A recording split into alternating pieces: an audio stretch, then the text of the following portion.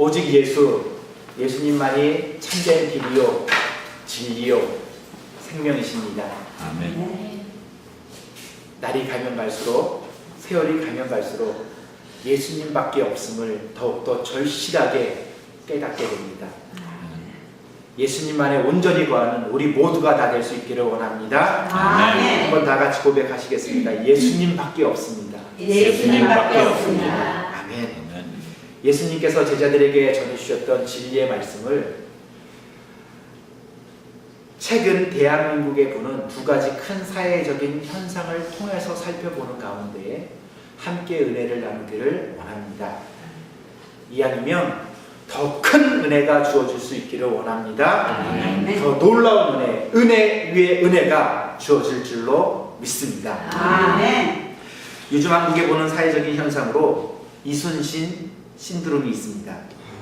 임진왜란 때의 전쟁 명랑해전을 재해석하여 영화 명랑으로 개봉이 되었습니다. 선풍적인 인기몰이를 하고 있습니다. 지난 7월 30일에 개봉을 하였는데 보름 만에 1200만 명의 관객을 돌파했고 어제 토요일에 드디어 1331만 명의 관객을 동원하여 한국 영화 역사상 역대 최다의 관객을 동원하였습니다. 흥행 대박이 터졌습니다. 그야말로 완전 대박, 초대박의 역사입니다. 그런데 이런 여파는 여전히 지속되어 이 기록이 1500만에서 그치게 될지 아니면 2000만을 넘기게 될지 아무도 모릅니다.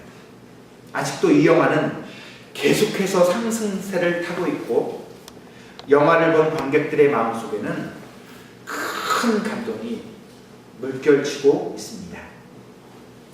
임진왜란 때 이순신 장군은 외적을 바다에서 만나서 23전 23승의 전승의 신화를 이루었습니다. 그것도 수적인 열세와 비교할 수 없을 만큼 차이가 나는 병력의 큰 열세 속에서 대적을 만나서 싸워 이긴 것입니다. 더욱이 명랑해전은 이순신 장군이 파직당한 상태에서 원균이 칠천량 해전에서 조선 수군을 거의 다 몰사시킨 그런 열악한 상태에서 열세척으로 그야말로 최악의 조건 속에서 333척의 외선을 맞아서 싸워 이긴 세계 해전의 기록이 되는 대승입니다. 조정은 칠천량 해전으로 300척이 넘는 배를 침몰당하고 수군이 120명 정도 남게 되자 육군과 합하여서 전쟁에 임할 것을 명령합니다. 한마디로 수군을 육군에 편입시켜서 폐지시키겠다는 것입니다. 이때 이순신 장군은 수군 철폐를 강력히 반대하면서 다음과 같은 비장한 장계를 올립니다. 지금 신에게는 아직 12척의 배가 남아 있습니다. 죽기를 각오하고 싸운다면 막을 수 있습니다. 지금 수군을 폐지한다면 이는 적이 바라는 바로서 적은 호남을 거쳐 쉽게 한양까지 진격할 것입니다. 오직 그것이 두려울 뿐입니다. 비록 전선의 수가 적으나 신이 아직 살아있으므로 감히 무시하지 못할 것입니다. 이 장계로 수군 폐지를 막은 이순신 장군은 남아있는 12척의 배에 한 척의 배를 더하여서 13대 333척의 비교할 수 없는 열세에도 불구하고 전쟁에 임하여서 상상할 수 없는 대승, 그야말로 압승을 거두었습니다. 전쟁을 앞둔 시점에 이순신의 아들이 아버지에게 이러한 말을 건넵니다. 이제 다 죽고 12척만이 남았습니다. 설령 전쟁에서 이긴다 해도 임금은 반드시 아버님을 버릴 것입니다. 이에 아버지로서 담담히 대답합니다. 장수된 자의 의는 충을 쫓아야 하고 그 충은 백성을 향해야 한다. 백성이 있어야 나라가 있고 나라가 있어야 임금도 있는 것이다. 1597년에 치러진 명랑해전은 1592년 6월 16일에 옥포해전이 이루어진 이래로 20번째 전쟁이었습니다. 지난 6년 동안 일본은 이순신 장군을 맞아서 연전 연패만 거듭하였습니다. 그러기에 이순신 장군은 이런 독백을 합니다. 두려움은 필시 적과 아군을 구별하지 않고 나타날 수가 있다. 저들도 지난 6년 동안 나에게 줄곧 당해온 두려움이 분명 남아있기 때문이다. 필생즉사, 필사즉생. 만일 우리 병사들에게 엄습해 있는 그 두려움을 용기로 바꿀 수만 있다면 우리는 승리할 수 있다. 13척의 배로 333척의 배를 맞아 싸운 것이지만 실제로는 이순신 장군이 타고 있던 대장선 한 척과 333척이 맞서 싸운 것입니다. 나머지 12척의 배들은 겁을 먹고 뒤에서 나오지 않았습니다. 이런 상황 속에서 대장선 한 척만이 333척을 향하여서 돌격하여 전진해 나갔습니다. 그러면서 적함을 격파하고 침몰시키고 왜군들을 섬멸하자 이 모습을 지켜본 나머지 12척의 배들이 용기를 얻어서 전투에 참여하게 된 것입니다. 그리하여 31척의 외손을 바닷속에 침몰시켰고 90여 척을 전투 불능의 상태로 치명상을 입혔습니다. KBS 방송국의 교양 프로그램인 역사 스페셜의 보도에 의하면 조선 수군은 13척의 배로 18,466명의 왜군을 섬멸하였고 아군의 피해는 사망 30여 명, 부상 40여 명으로 모두 합해도 80명이 안 되는 아주 작은 피해를 입었다고 합니다. 놀라운 일입니다. 이렇게 처참하게 깨지고 피하는 모습을 지켜본 나머지 외손 200척은 뒤에서 대기하고 있다가 주랭랑을 치고 도망을 갔습니다. 난중일기에 이순신 장군은 이때의 사항을 이렇게 기록하고 있습니다. 적에게 몇 겹으로 둘러싸여 어떻게 될지 알 수 없다. 군사들이 모두 사색이 되어 서로의 얼굴만 쳐다볼 뿐 나머지 배들도 겁을 먹고 진격하지 못했다. 홀로 외로이 죽을 줄 알면서도 죽음을 감수하고도 아니 어쩌면 죽기 위해서 333척의 외손들을 향하여서 홀로 외로이 진격하는 그 이순신 장군의 모습을 상상해 보시기 바랍니다. 이 모습이 대한민국을 감동시키고 이런 용기와 나라를 사랑하는 구국의 마음이 대한민국을 들썩이게 만들고 있는 것입니다. 이런 지도자를 찾아보려고 해도 찾을 수가 없습니다. 눈을 씻고 찾고 또 찾아도 찾을 수 없는 이 안타까운 현실이 이순신 장군을 그리워하는 마음으로 사람들을 극장으로 발걸음을 옮기게 하고 있는 것입니다. 사랑하는 성도 여러분, 13척 대 333척의 대결이었지만 담대함을 갖고 용기만 가질 수 있다면 13척으로도 승리할 수 있습니다.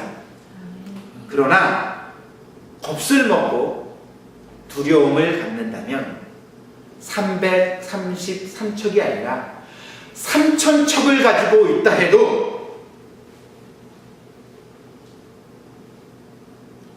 패할 수밖에 없고 혼비백산하여 7길로 도망갈 수밖에 없습니다. 살고자 하면 반드시 죽지만 죽고자 하면 반드시 살게 되는 것입니다. 이것이 이순신 장군이 깨달은 진리입니다. 필생즉사, 필사즉생.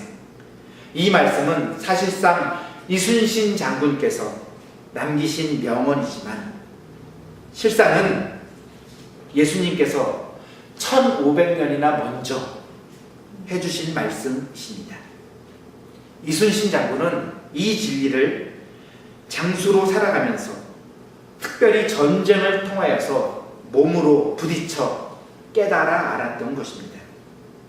예수님께서는 역설의 말씀을 많이 해주셨습니다. 누가복음 14장 12절에서는 무릇 자기를 높이는 자는 낮아지고 자기를 낮추는 자는 높아지리라 말씀해 주셨습니다.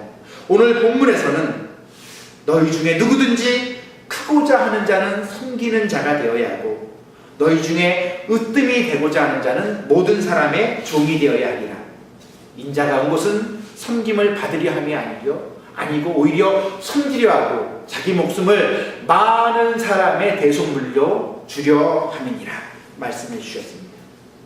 또 요한복음에서는 한 알이 미리 땅에 떨어져서 썩지 않으면 죽지 않으면 한 알 그대로 있지만 죽으면 많은 열매를 맺게 된다고 말씀해 주셨습니다. 이 말씀 바로 전에는 이런 말씀이 기록되어 있습니다. 개역 개정 성경에서는 예수님께서 내가 진실로 진실로 너희에게 말한다, 이른다. 공동 번역은요, 정말 잘 두어두거라. 현대인의 성경입니다. 내가 분명히 너희에게 말한다. 역설이기 때문에, 역설의 진리이기 때문에 진실로 진실로 너희에게 이른다.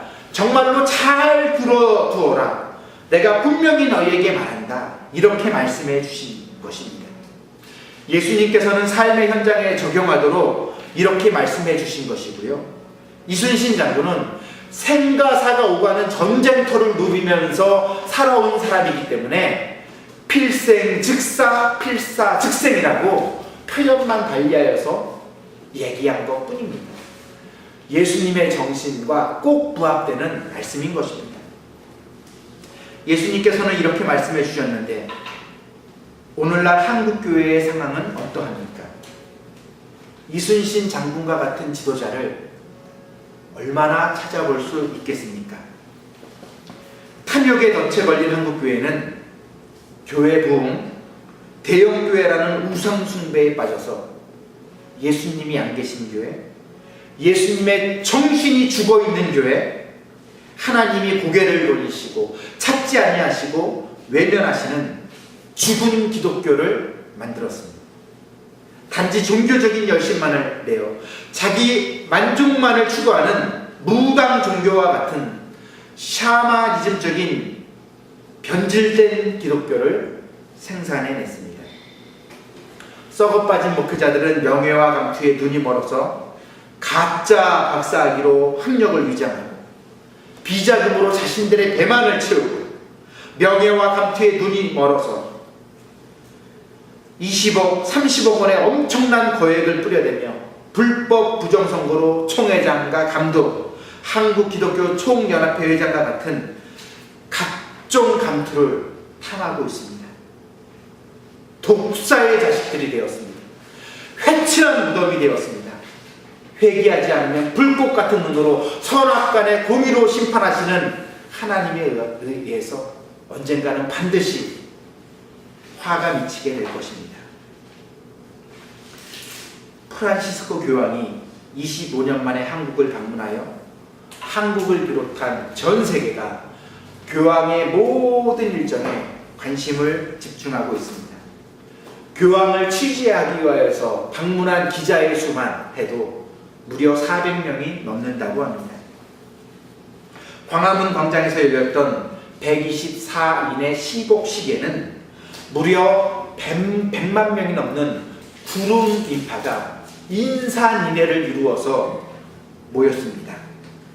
200년 전에는 순교자들의 목이 달아나고 모진 고문을 받던 광화는 그 똑같은 장소에서 그들을 복자로 칭하는 시복직이 열린 것입니다. 복자는 가톨릭 교회에서 성인 다음으로 여기는, 성인 바로 아래로 여기는 그러한 위치입니다. 이 시복이라고 하는 것은요, 가톨릭 교회가 거룩한 삶을 살았거나 순교로 이름을 높인 이들을 기억하여서 복자라고 하는 칭호를 교황이 주어서 공적으로, 공식적으로 공경할 수 있게 허락하는 교황의 공식적인 선언입니다. 이 시복식에 엄청난 사람들이 몰린 것이며 전 세계가 함께한 것입니다. 어떻게 이런 현상이 일어날 수 있었겠습니까? 바로 교황 한 사람 때문입니다. 프란시스코 교황은 겸손한 모습으로, 청빈한 삶으로 낮은 곳을 향하고 열린 마음 열린 자세로 소통하며 어린아이들을 축복하고 가난하고 힘없고 병들고 고통당하는 자들을 가까이 했습니다. 뿐만 아니라 착취로 인해 부를 축적한 가진 자들을 향하여서 일침을 가하는가 하면 불의와 대항하여 이탈리아 마피아를 파문시켰습니다. 언제나 죽음의 위협 속에 있으면서도 암살당할 것을 염려해야 하는 상황 속에서도 방탄조끼와 방탄차량을 거부하고 오픈카에서 사람들을 가까이 만나고 교제합니다. 죽음의 위험을 감수하는 교황의 결연한 모습입니다. 이런 교황이기에 100만 명이 넘는 인파가 몰린 것입니다. 이 100만 명이라고 하는 숫자가 얼마나 엄청난 어마어마한 숫자인지 아십니까? 사람들이 광화문 광장에 구름 인파로 몰렸던 것이 2002년도 월드컵 때입니다. 월드컵 4강 신화 때 얼마나 많은 사람들이 광장에 모여서 함께 응원했는지 기억하고 계시죠? 광화문 광장 전체를 빨간색 물결로 물들였습니다. 온 국민이 다 붉은 악마였습니다. 이때 모였던 숫자가 50만 명입니다. 그러니까 이번 시복식에는 2002년도 때 모여서 응원했던 그 숫자에 꼭 2배가 모인 것입니다. 전 세계에서 가장 큰 50개 대형 교회 중 무려 23개의 교회가 한국 교회입니다. 이 23명의 대형 교회 목사님들이 함께 모이면 100만 명의 사람이 운집할 수 있을까요? 우리 권사님의 표정을 보니까 어림도 없다는 그러한 말씀을 하시는 것 같습니다. 이것이 어렵다면 한국교회를 대표하는 진경총회장들과 감독들로 1000명의 목사가 모이면 과연 얼마나 많은 사람들이 모일 수 있을까요? 제가 볼 때에는 1000만의 말씀입니다. 1000명이 아니라 10,000명의 목사가 모여서 집회를 한다고 해도 어제처럼 교통을 전면 통제하고 막으면, 심한 표현이지만 양해하고 들으시기 바랍니다. 이게 현실입니다. 제가 그렇게 많이 들었습니다. 개독교가 질환에서 불편함을 겪어야 한다고 이렇게 비판을 받을 것입니다. 실제로는요, 이거보다 훨씬 더 심하게 욕하면서 나올 것입니다. 밀가루 포대, 계란 세례로 봉변을 당하지 않으면 다행일 것입니다. 이것이 오늘날 한국교회의 현실입니다. 이것을 외면하고 부정하면 안 됩니다. 인정해야, 그리고 돌이켜야 우리가 살 길이 있는 것입니다. 중요한 것은 말이 아니라 행동입니다. 대형 교회로 교회를 성장시킨 목사님들은 거의 예외 없이 설교를 잘 하시는 분들이십니다. 명설교가 됩니다. 그러나 잊지 마십시오. 이렇게 설교를 잘하시는 목사님들이 한국교회를 망쳐놓은 주범들이기도 합니다. 인생의 여정에 있어서 그 사람이 어떠한 말을 했는가가 중요한 것이 아니고, 아무리 천상유수와도 같은 말을 했다고 해도 그것은 아무것도 아닙니다. 결코 중요하지 않습니다. 그것이 아니라 어떤 선택을 했고, 어떤 결정을 내렸고, 어떤 길을 걸어왔고, 어떻게 판단하며 살아왔는가가 중요한 것입니다. 교황의 방문에 한국 국민을 포함해서 전 세계가 관심을 집중하는 것은 적어도 교황이 지금까지 살아온 인생 여정이 귀감이 되기 때문입니다. 성경은 하나님의 말씀으로 진리입니다. 성경이 하나님의 말씀이고 진리인 것을 믿으십니까? 아멘. 그런데 성경은 역설적인 이야기들로 가득 차 있습니다. 요셉을 시기한 형들은 동생을 미워하여 죽이려 하였고 노예 종으로 팔아넘겼습니다. 그런데 하나님께서는요, 그 요셉을 애굽의 총리 대신으로 높이셨고 세워주셔서 그를 통해 민족과 열방을 구원하셨습니다. 교만했던 하만은 모르드게를 죽이기 위해서 장대를 매달아 올렸는데 하나님께서는 죽으면 죽으리라는 각오로 왕 앞에 나아갔던 에스더를 사용하셔서 오히려 그 장대에 하만이가 매달려 죽게 하셨습니다. 사탄이는 예수님을 십자가에 못 박여 죽이면 그것으로 끝나는 것이라고, 자기가 승리하는 것이라고 확신하여 백성들을 선동하여 십자가에 못 박으소서, 십자가에 못 박으소서, 그렇게 저주받은 십자가에서 죽였지만 하나님께서는 3일 만에 예수님을 다시 부활시켜서 죄와 사망의 법을 생명의 성령의 법으로 물리치시고 완전한 승리를 이루게 하셨습니다. 바로와 애굽의 군대들은 홍해 앞에 가로막혀 있는 이스라엘 군대들을 도간의 근지로 생각하여 그들을 죽이기 위하여서 쫓아왔지만 하나님께서는 홍해를 가르시고 이스라엘 백성들을 출애굽시켜서 인도해 주셨으며 오히려 그 홍해 가운데에 애굽 군대들을 수장시켜 죽게 하셨습니다. 이 모두가 다 역설입니다. 하나님의 방법은 정상적이고 상식적인 것이라기보다는 초월적인 역사입니다. 그래서 필요한 것이 믿음이고 순종인 것입니다. 진리는 역설입니다. 믿으면 역사가 일어나고 순종하면 기적이 일어나는 것입니다. 새 길이 열립니다. 새 생명이 주어집니다. 새 진리가 깨달아집니다. 새 역사가 일어나는 것입니다.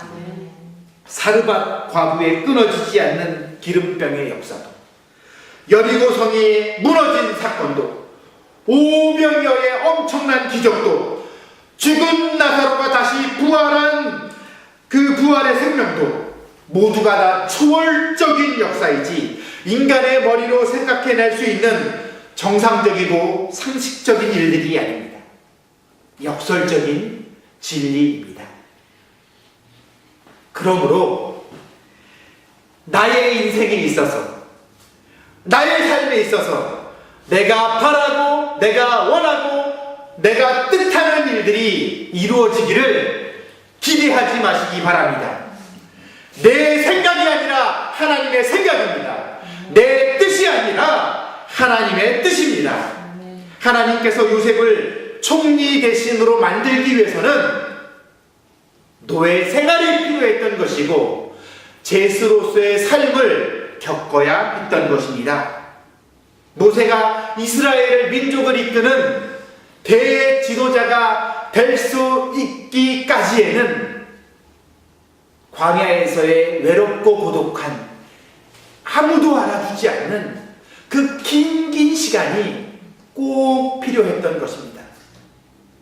기세가 등승하여서 예수 믿는 자를 죽이고 박해하는 것에 앞장섰던 사울을 대사도 바울로 만들기 위해서는 그의 눈을 멀게 하여 주님을 만나게 되고 주님의 음성을 듣게 하고 또 자신의 지나온 삶을 반성하고 돌이키는 가운데 아나니아의 안수 기도를 받음으로 변화되게 되는 이 신비롭고 놀라운 다메섹 도상에서의 영적인 체험이 반드시 필요했던 것입니다.